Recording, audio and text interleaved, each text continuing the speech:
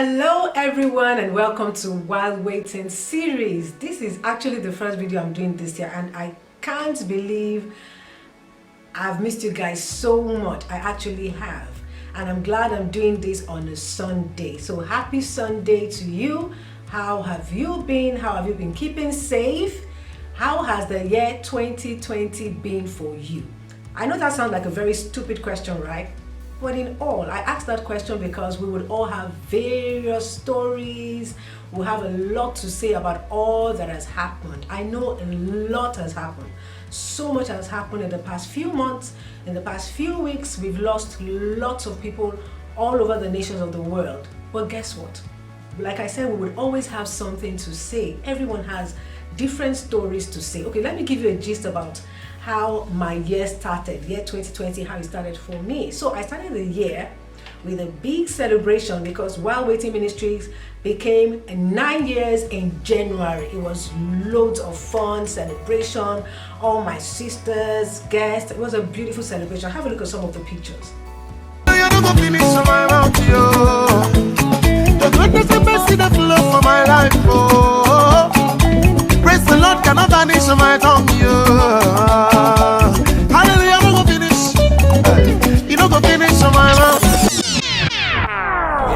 When the music's playing and the beat is pumping, oh yeah, everybody get up, make you start to jumping. Time to turn it up, keep it rolling. No be say we dey craze, now our God we dey praise. Oh yeah, oh yeah, oh yeah, oh yeah, oh yeah.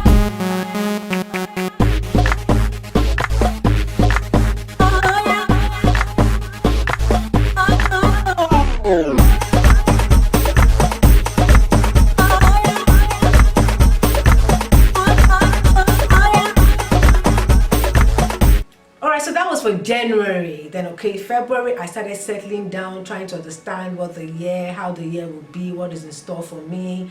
A lot of things were happening in February. Then suddenly in March, the first week of March, I lost my father. My daddy went to be with the Lord. And I know what you're thinking. No, he didn't pass on with the COVID-19 pandemic. No, he actually was of age and it was time for him to go and rest. But it got me thinking more about heaven and hell, because I started thinking to myself, when we actually live and die, you know, what happens? Where do we go afterwards? And that's the reality. We are either going to make heaven or we will not go to hell. We pray that we'll make heaven. And of course, I started thinking about so many things. What legacy am I leaving behind? What am I doing? How am I being a blessing? How am I impacting lives? And that's food for thought for all of us. I said all this to encourage you that everyone has a story about 2020.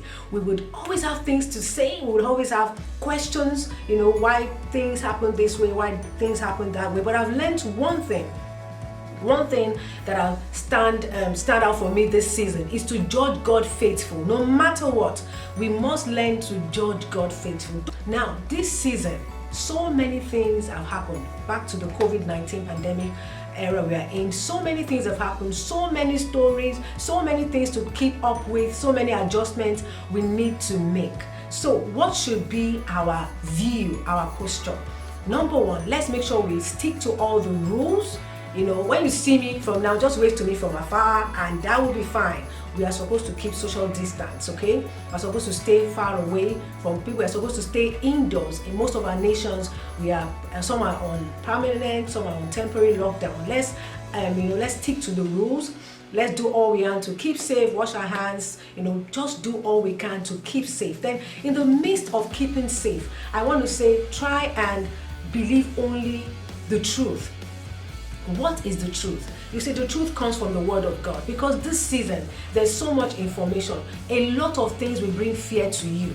There's tendency to be afraid, there's tendency to doubt, there's tendency to feel you might die the next day. You know, so much. I was trying to recover from the loss of my father. Then the pandemic era started and it was full blown at the time. We had to postpone all the burial plans and all. So A lot of emotions are coming around this time. Choose to only think of what will encourage you. I was looking at Genesis 26, even though what is here is not like a pandemic situation, but it was also like a famine. So let me just read what struck me in this verse, Genesis 26, and there was famine in the land, other than the former famine that was in the days of Abraham. There was famine in the land other than the former famine that was in the days of Abraham.